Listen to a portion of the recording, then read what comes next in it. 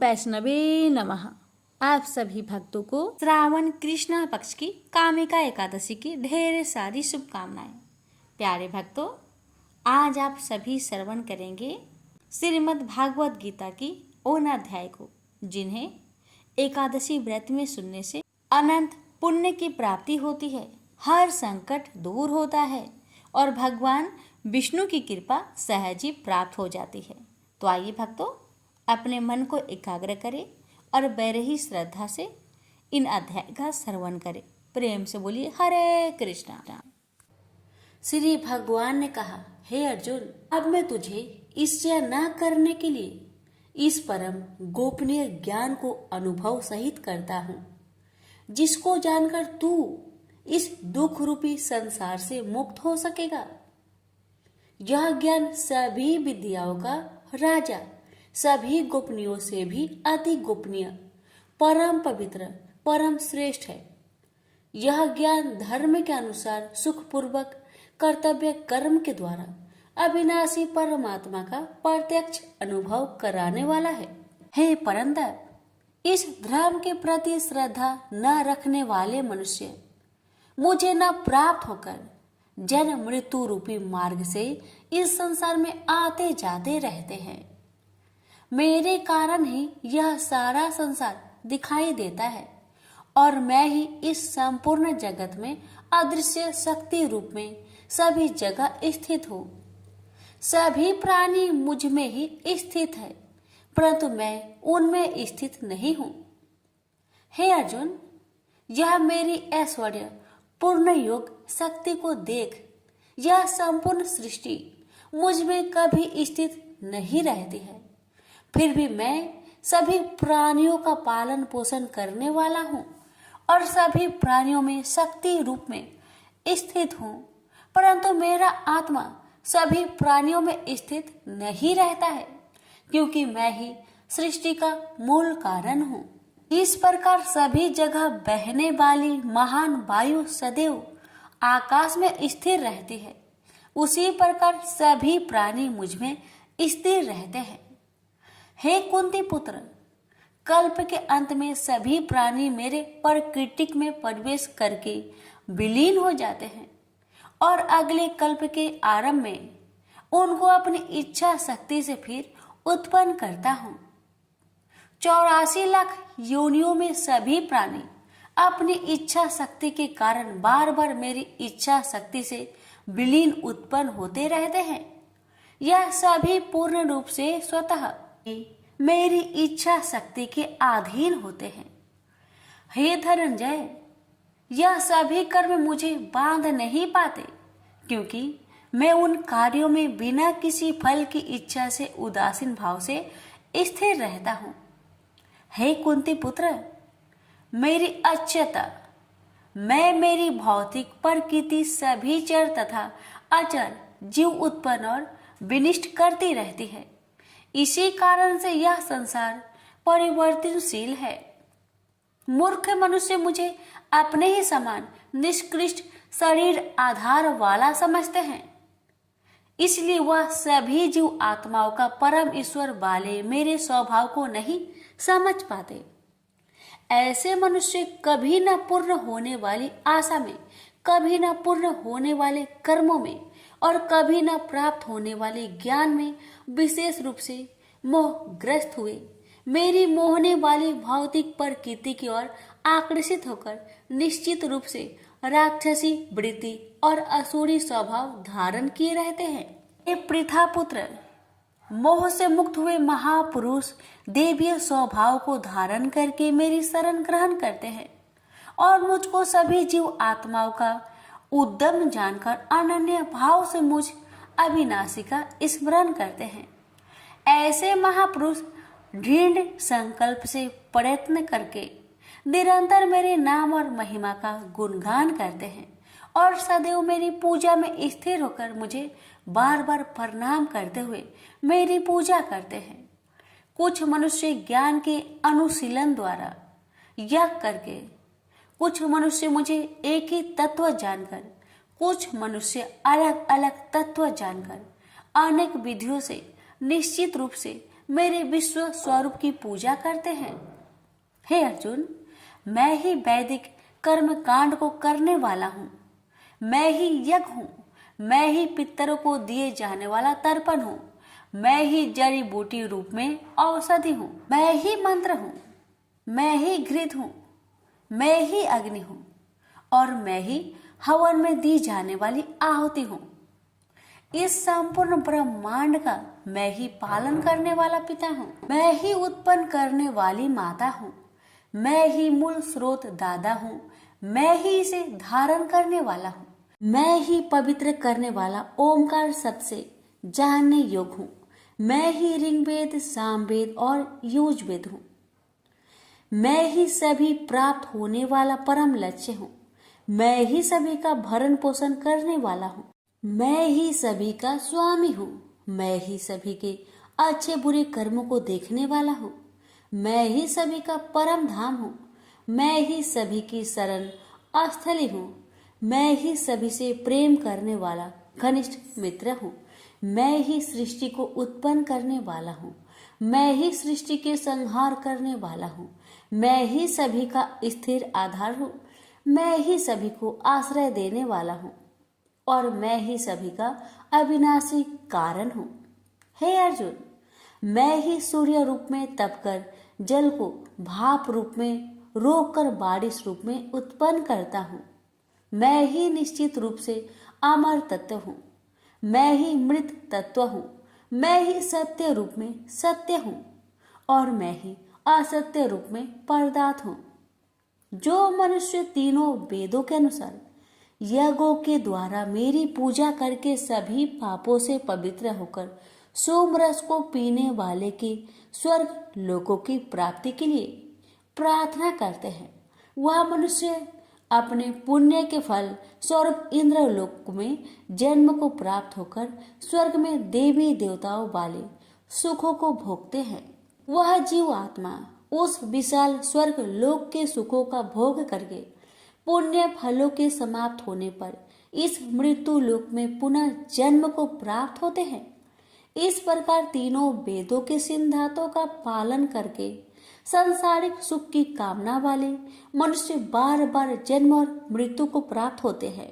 जो मनुष्य एकमात्र मुझे लक्ष्य मानकर अनन्य भाव से मेरी स्मरण करते हुए कर्तव्य कर्म द्वारा पूजा करते हैं, जो सदैव निरंतर मेरी भक्ति में लीन रहता है, उस मनुष्य की सभी आवश्यकताएं और सुरक्षा की जिम्मेदारी मैं स्वयं निभाता हूँ।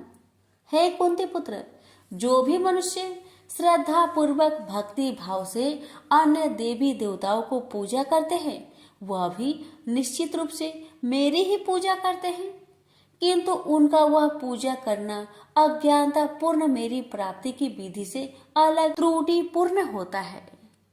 मैं ही निश्चित रूप से समस्त यज्ञों का भोग करने वाला हूँ और मैं ही स्वामी हूँ, परंतु वह मनुष्य मेरी वास्तविक रूप को तत्व से नहीं जानते, इसलिए वह कामनाओं के अनुसार पूर्ण जन्म को प्राप्त होते हैं। जो मनुष्य देवताओं की पूजा करते हैं वह देवताओं को प्राप्त होते हैं, जो अपने पूर्वजों की पूजा करते हैं वह पूर्वजों को प्राप्त होते हैं, जो भूतों की पूजा करते हैं वह उन भूतों के कुल को प्राप्त होते हैं, परंतु जो मनुष्य मेरी पूजा करते हैं वह मुझे ही प्राप्त होते हैं। जो मनुष्य एक पत्ता, एक फूल, एक फल, थोड़ा सा जल और कुछ भी निष्काम भक्ति भाव से अर्पित करता है, उस शुद्ध भक्त का निष्काम भक्ति भाव से अर्पित किया हुआ सभी कुछ मैं स्वीकार करता हूँ। हे कुंती पुत्र, तू जो भी कर्म करता है, जो भी खाता है, जो भी हवन करता है, जो भी दान देता है और जो भी तपस्या करता है, उस सभी को मुझे समर्पित करते हुए कर। इस प्रकार तू समस्त अच्छे और बुरे कर्मों के फलों के बंधन से मुक्त हो जाएगा और मन से सभी सांसारिक कर्मों को त्याग कर मन को परमात्मा में स्थिर करके विशेष रूप से मुक्त होकर मुझे ही प्राप्त होगा। मैं सभी प्राणियों में समान रूप से स्थित हूँ। सृष्टि में न किसी से द्वेष रखता हूँ और न ही कोई मेरा प्रिय है, परंतु जो मनुष्य शुद्ध भक्ति भाव से मेरा स्मरण करता है, तब वह मुझ में स्थिर रहता है और मैं भी निश्चित रूप से उसमें स्थिर रहता हूँ। यदि कोई भी अत्यंत दुराचारी मनुष्य अनन्य भाव से मेरा निरंतर स्मरण करता है, तो वह निश्चित रूप से साधु ही समझना चाहिए, क्योंकि वह संपूर्ण रूप से मेरी भक्ति में स्थित है। हे अर्जुन, वह शीघ्र ही मन से शुद्ध होकर धर्म का आचरण करता हुआ चिर अस्थायी परम शांति को प्राप्त होता है।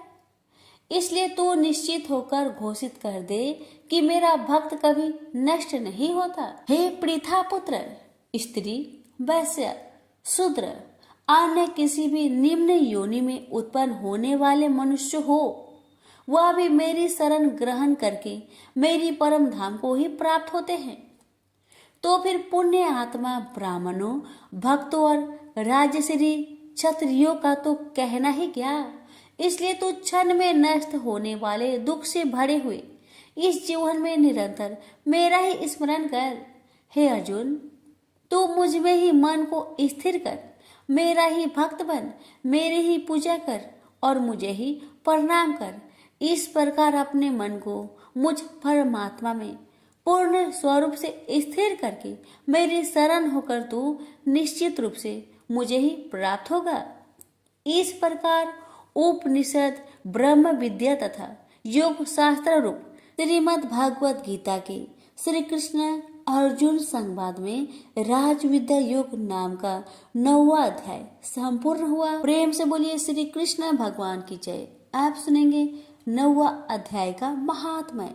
नारायण जी बोले, हे लक्ष्मी जी, दक्षिण देश में एक भाव सुशर्मा नामक क्षुद्र रहता था। वह बड़ा पापी और मांस मदिरा भक्षी था। एक दिन मदिरा पीने से उसकी देह छूट गई और मरकर प्रेत हुआ। वृक्ष पर बैठ गया। एक ब्राह्मण भी उसी नगर में रहता था। दिन को भिक्षा मांगकर स्त्री को लाकर देता। नारी उसकी कलहनी थी। समय पाकर उन दोनों ने प्राण त्यागे और वह दोनों मरकर प्रेत हुए और वह भी उस वृक्ष के तले में आकर रहे। कुछ काल व्यतीत हुआ। तब एक दिन उसकी नारी पिचासनी ने कहा, पुरुष पिचास, तुमको कुछ पिछले जन्म की खबर है?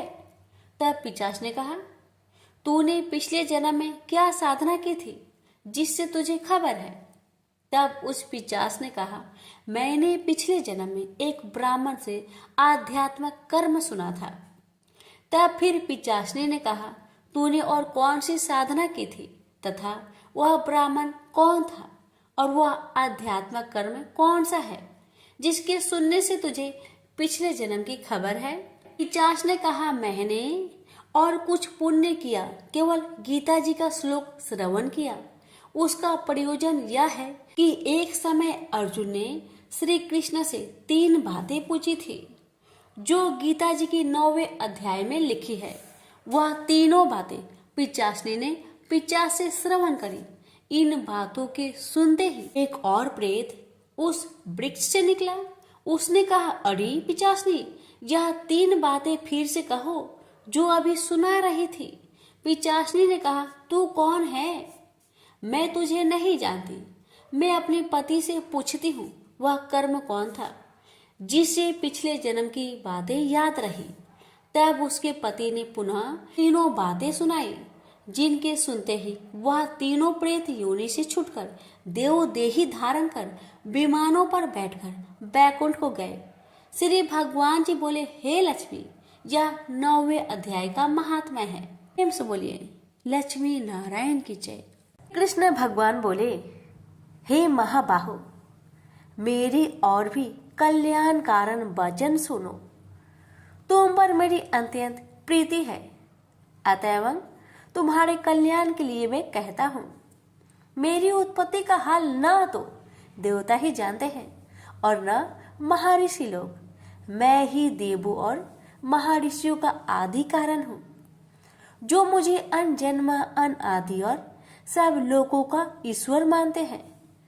वे सब मोह रहित है, उनके पाप नष्ट हो जाते हैं।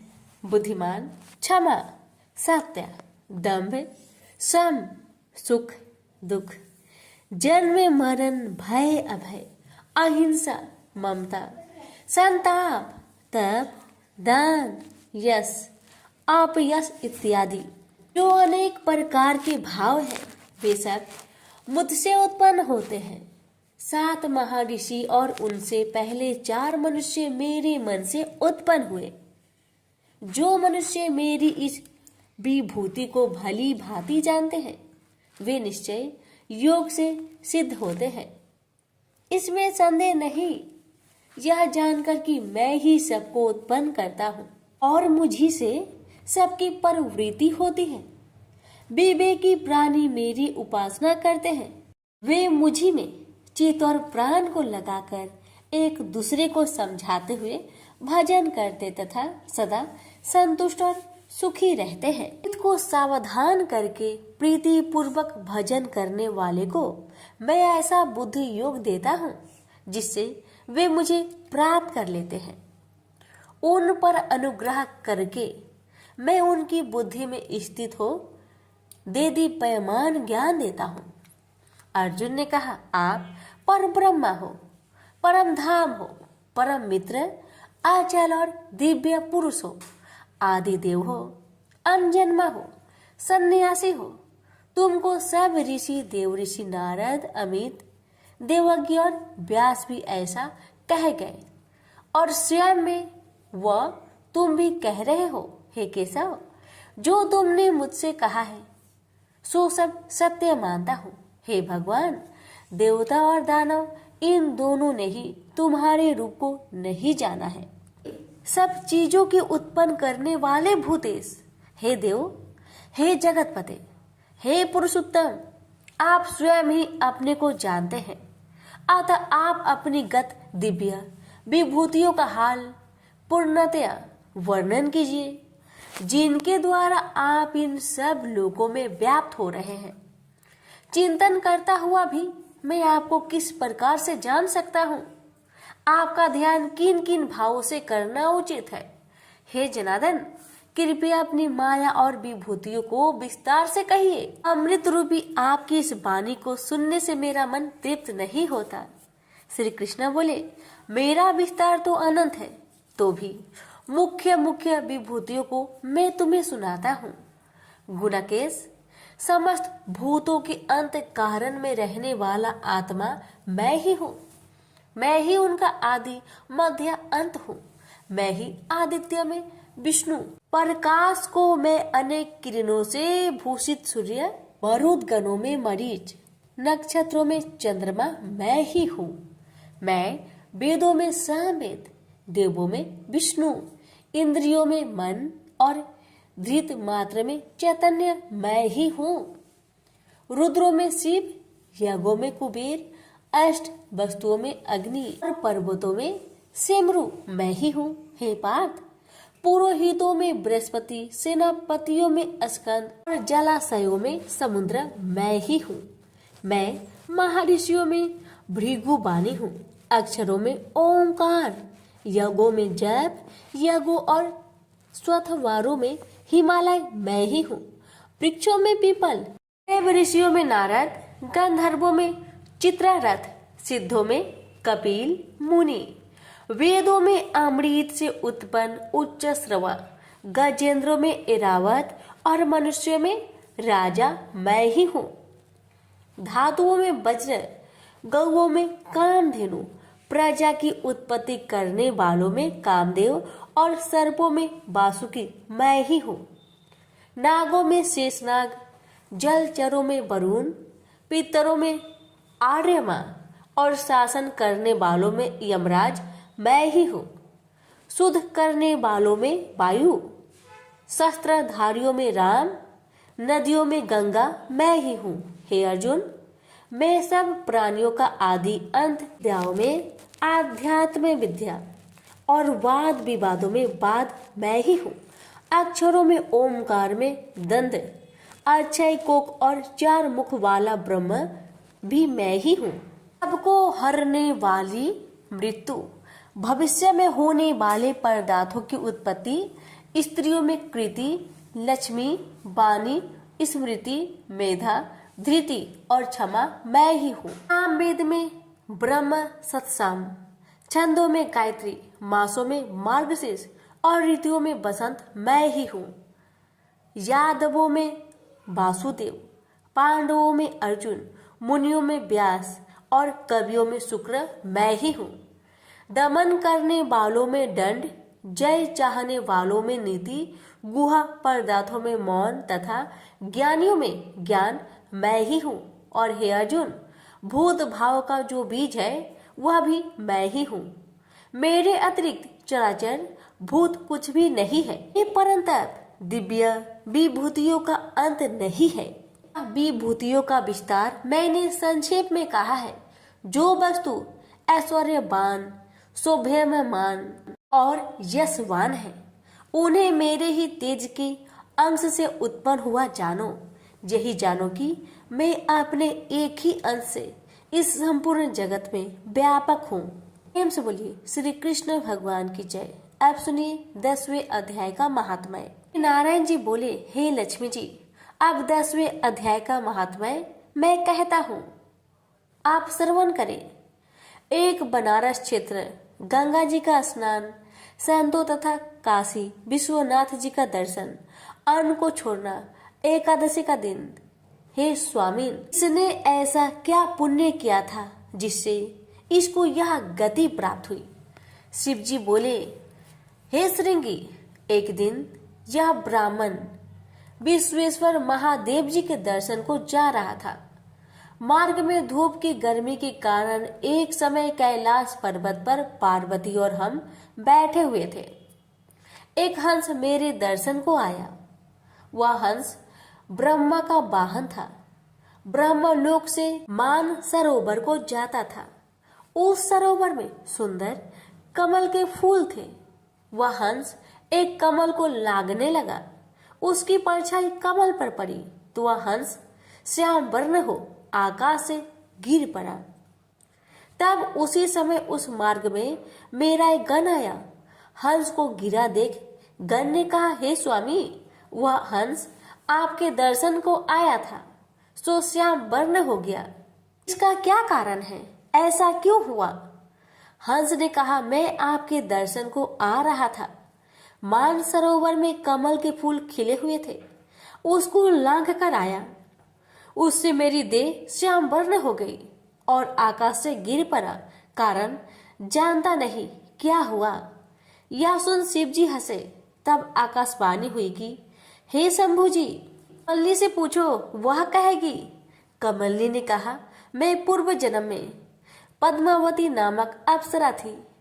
उस समय एक ब्राह्मण गंगा के किनारे स्नान कर गीता जी के 10वें अध्याय का पाठ किया करता था।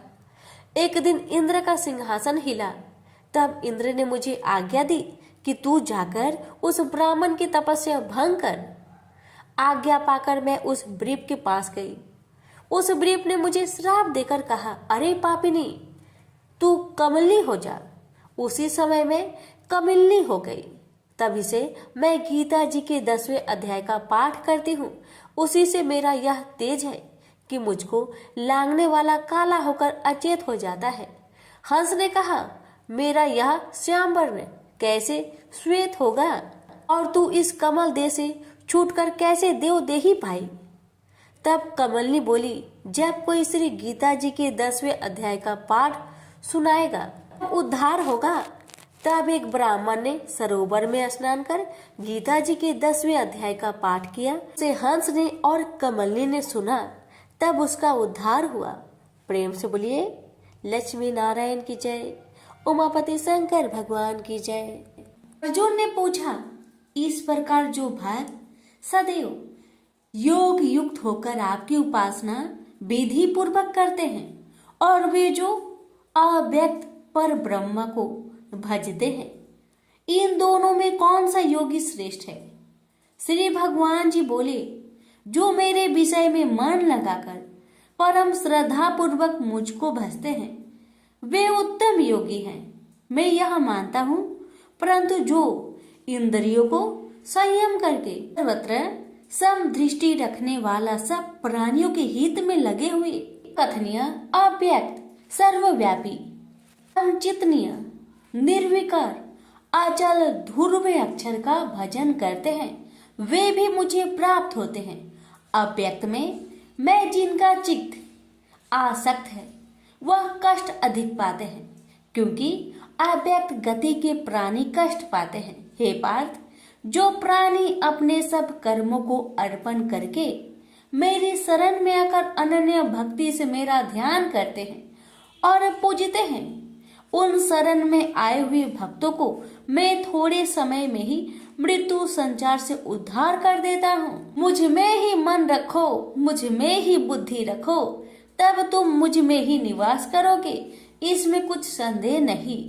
हे धनंजय, यदि इस प्रकार तुम मुझसे अपने चित्त को रखने में समर्थ ना हो तो योग अभ्यास द्वारा हमारे पाने के लिए बार बार यत्न करो। यदि अभ्यास भी ना हो सके तो मेरे उद्देश्य से व्रत आदि ही करो। यदि मेरे लिए तुम कर्म करोगे तो भी तुम्हें मुक्ति प्राप्त होगी, और यदि ऐसा भी ना कर सके तो मन को रोककर अनन्य भाव से मेरी शरण में आओ और फल की आशा छोड़कर कर्म करो, क्योंकि अभ्यास से ज्ञान उत्तम है, ज्ञान से ध्यान श्रेष्ठ है, त्याग से शांति प्राप्त होती है। जो किसी से द्वेष नहीं करता सबका मित्र है, दयाधारी है, ममता और अहंकार जिसमें नहीं है, सुख दुख को जो समान जानता है, क्षमावान है, संतोषी है, स्थिर चित्त से इंद्रियों को बस में रखता है, दृढ़ निश्चयवान है, मुझ में अपने मन और बुद्धि को लगाए हुए है, ऐसा मेरा भक्त मुझे प्रिय है, जिसे न लोगों का भय है न लोगों से डरता है। ऐसा जो हर्ष ईर्ष्या दुष्टों के भय और विषाद से रहित है, वह मेरा प्रिय है। जो कुछ मिले उसी में संतुष्ट, पवित्र पक्ष, निष्पक्ष, दुख रहित, फल की आशा त्याग कर करने वाला, ऐसा जो मेरा भक्त है वह मुझे प्रिय है। जो लाभ से प्रसन्न हो, किसी से द्वेष न करे, इष्ट पदार्थ के नष्ट होने से दुखी न हो, किसी वस्तु की इच्छा न करे, अशुभ तथा शुभ दोनों का त्यागी हो, वह भक्त मेरा परम प्रिय है। जिसको शत्रु और मित्र, मान और अपमान, सर्दी और गर्मी, सुख तथा दुख समान है, और जो वासनाओं से रहित है, निंदा एवं स्तुति को समान जानता है, जो मुझ में श्रद्धा करके मुझे मानता हुआ इस अमृत के समान कल्याणकारक धर्म का आचरण मेरे उपदेश अनुसार करते हैं, वे मुझे अत्यंत प्रिय है। प्रेम से बोलिए श्री कृष्ण भगवान की जय। आप सुनिए 12वें अध्याय का महात्म्य। श्री भगवान बोले, हे लक्ष्मी, अब 12वें अध्याय का महात्म्य सुनो। दक्षिण देश में एक सुखानंद नाम का राजा रहता था, जिसके नगर में एक अत्यंत लंपट रहता था। एक गणिका से उसकी प्रीति थी। वह दोनों एक देवी के मंदिर में जाकर मदिरा पान किया करते, मांस खाए और भोग भोगे। और जो कोई पूछे तुम यहाँ क्या करते हो, तो कहते हम यहाँ रहकर देवी की सेवा करते हैं, ऐसे झूठ कह देते। उसी मंदिर में एक ब्राह्मण देवी की सेवा करता था। एक दिन उस ब्राह्मण ने देवी की स्तुति की। देवी प्रसन्न होकर बोली, वर मांग, जो मांगेगा सो दूंगी। उसने धन संतान का सुख मांगा। देवी ने कहा, ए ब्राह्मण, मैं अवश्य तुझे संतान दूंगी, पर एक काम कर, पहले इन दोनों का उद्धार कर ले। तब ब्राह्मण ने नारायण जी का तप किया।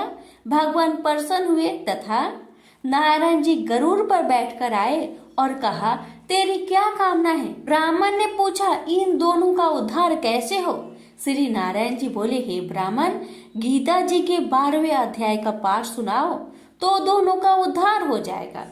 तब उन दोनों ब्रीप ने भगवान की स्तुति कर धन्यवाद दिया।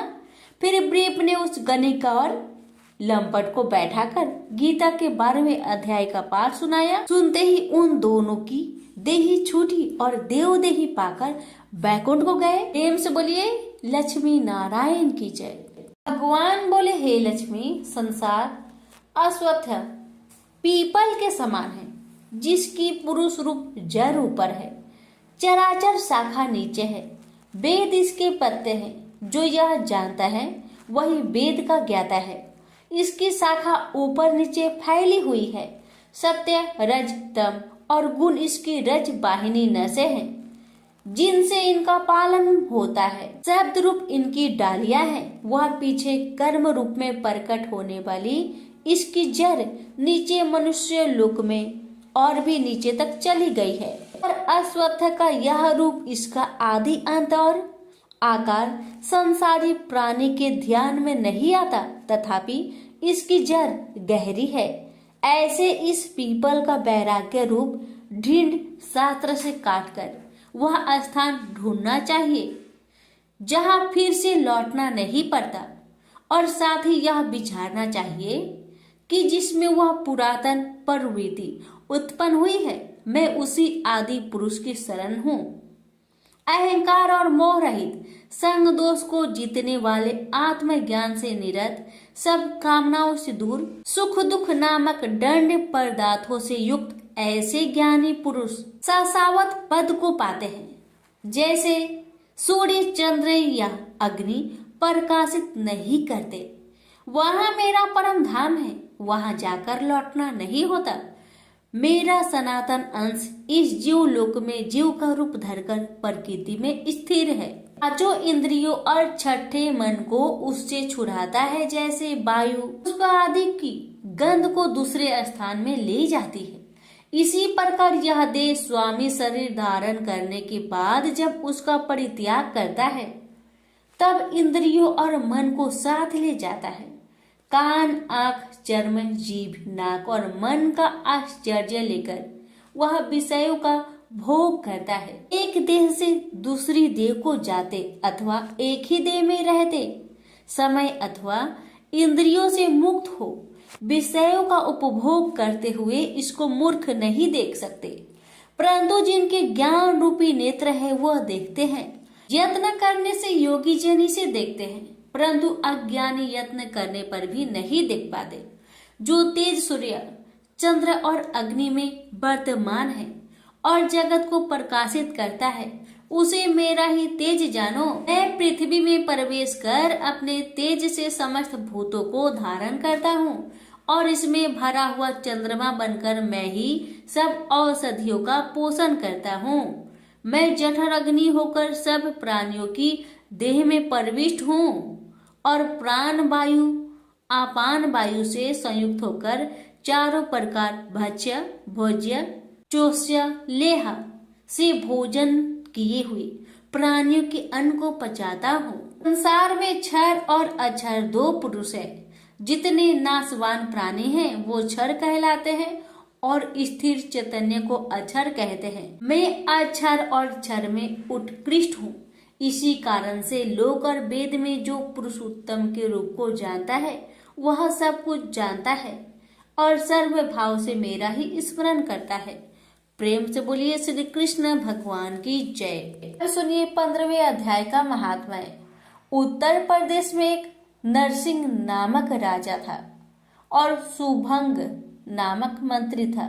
राजा को मंत्री पर बड़ा भरोसा था। मंत्री के मन में कपट था। मंत्री चाहता था राजा को मारकर यह राज्य मैं ही करूं। इस तरह कुछ काल व्यतीत हुआ। एक दिन राजा नौकर चाकरों सहित सो रहा था। तब मंत्री राजा को सारे नौकरों सहित मारकर राज्य करने लगा। कुछ काल व्यतीत हुआ, तब वह भी मर गया। धर्मराज के पास दूध बांध कर ले गए। धर्मराज बोला, हे यमदूतो, यह बड़ा पापी है, इसको नरक में डालो। हे लक्ष्मी, इस प्रकार कई नरक भोगकर धर्मराज की आज्ञा से घोड़े की योनि में आया।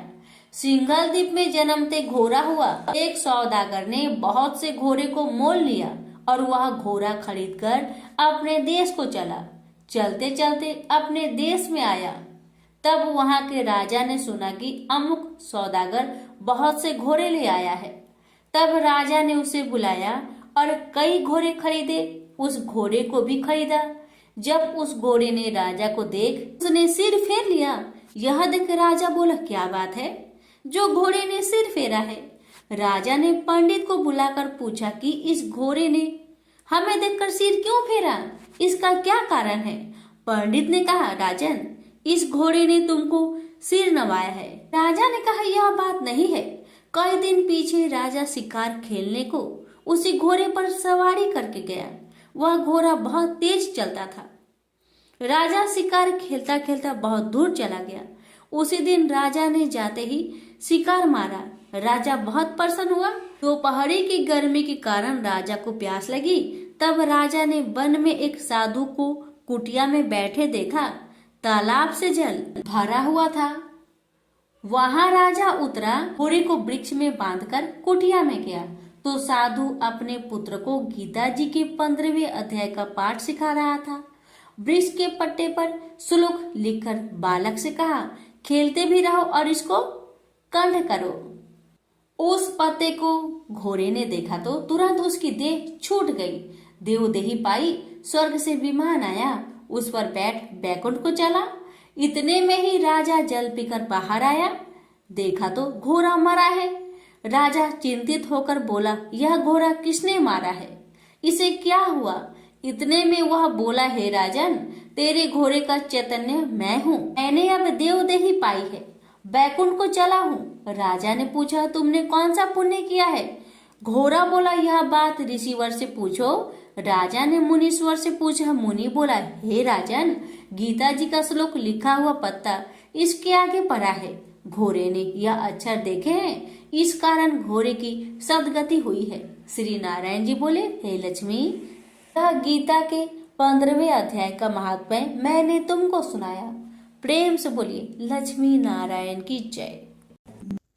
अर्जुन ने पूछा, हे केशव, मैं संन्यास एवं त्याग के तत्व पृथक पृथक जानने की इच्छा करता हूँ। श्री कृष्ण बोले, हे पार्थ, कामना वाले कर्मों के त्याग को ज्ञानी लोग संन्यास मानते हैं और अज्ञानी पुरुष फल के त्याग को त्याग कहते हैं। कोई पंडित कर्म को दोष युक्त जानकर त्यागना ठीक कहते हैं। कोई यज्ञ, दान, तप आदि कर्मों को छोड़ने योग्य बताते हैं। हे भारत, त्याग के विषय में मेरा ऐसा मत है कि त्याग 3 प्रकार के हैं। यज्ञ, दान, तप आदि कर्मों को नहीं त्यागना चाहिए। ये सब कर्म आसक्त और फल को त्याग कर करने चाहिए। मेरे निश्चय मत यही है जो सर्वोत्तम है। अपने नियमित कर्मों का त्यागना उचित नहीं है। यह मोहवश ऐसा किया जाए तो वह तामस त्याग है, कर्म दुखप्रद है।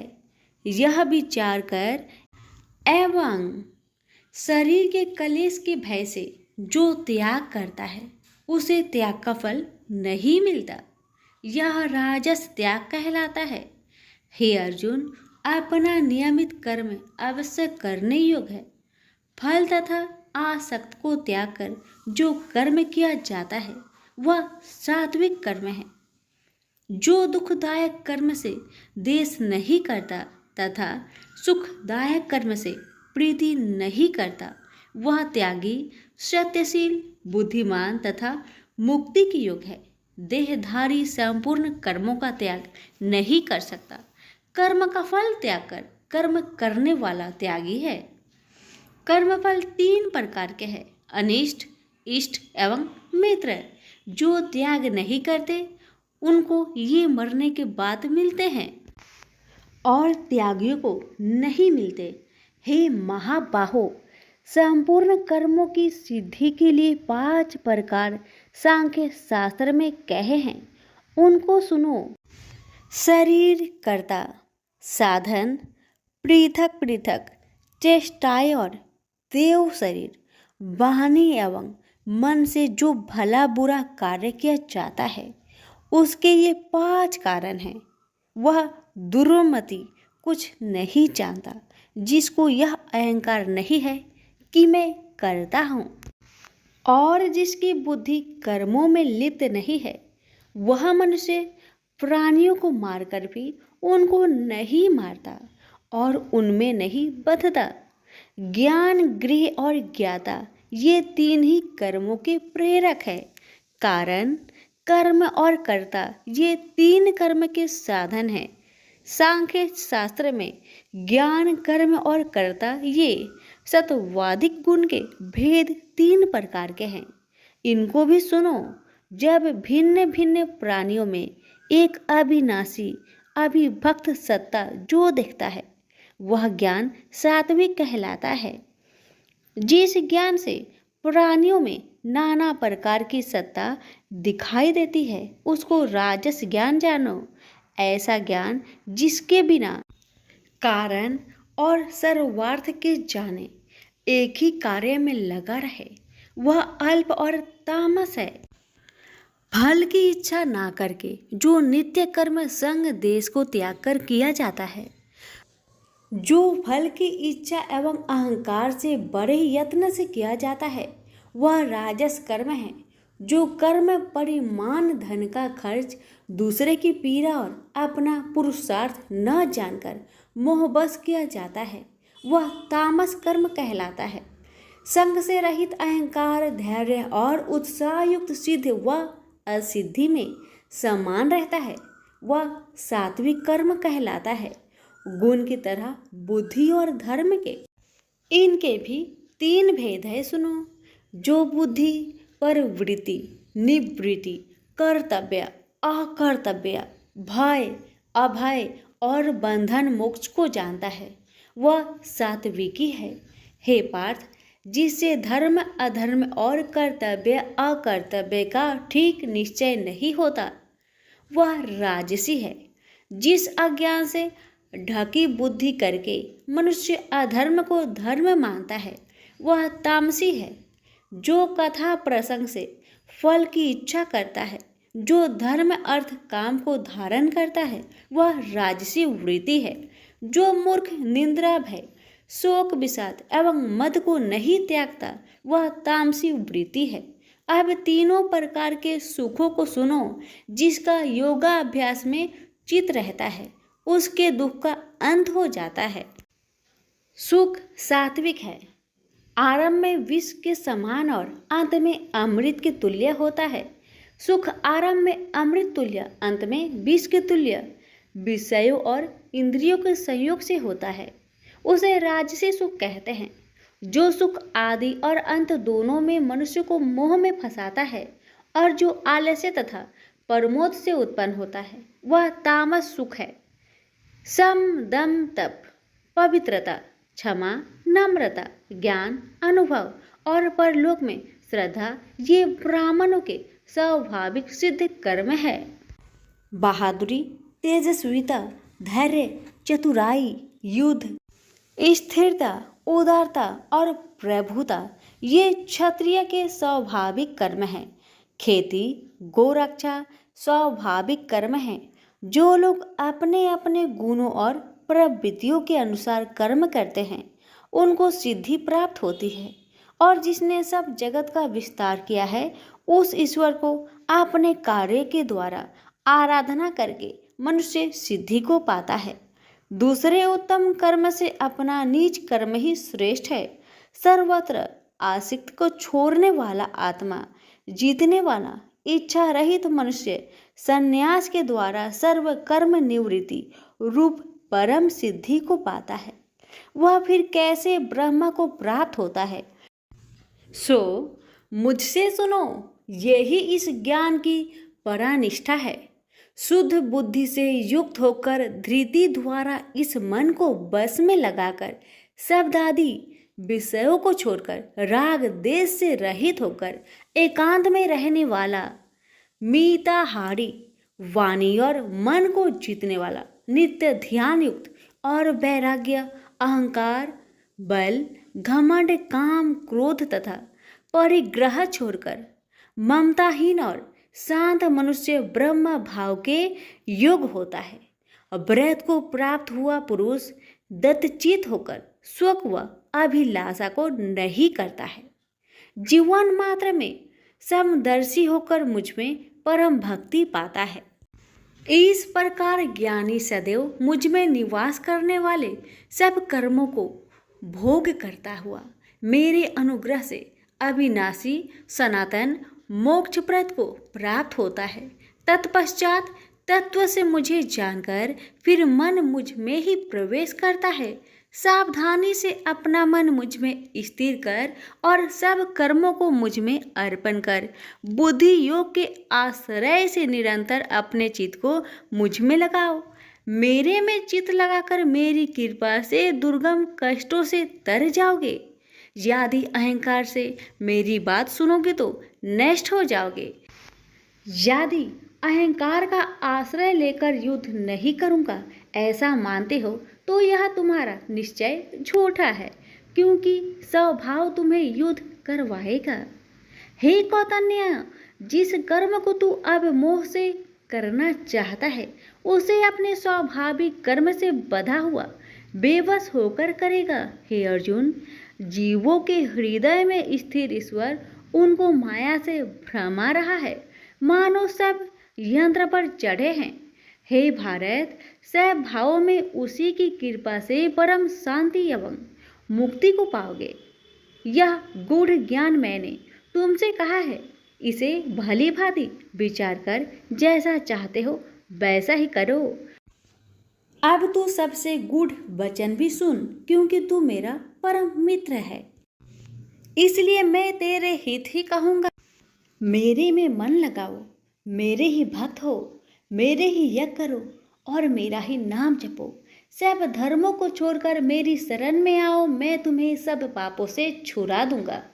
यह मेरा रहस्य ऐसे पुरुष जो तप ना करता हो, मेरा भक्त ना हो, कभी भी नहीं कहना चाहिए। जो इस परम गुप्त ज्ञान को मेरे भक्तों में प्रकट करेगा वही मेरी परम भक्ति को पाकर अंत में निश्चय ही मुझ में लीन हो जाएगा।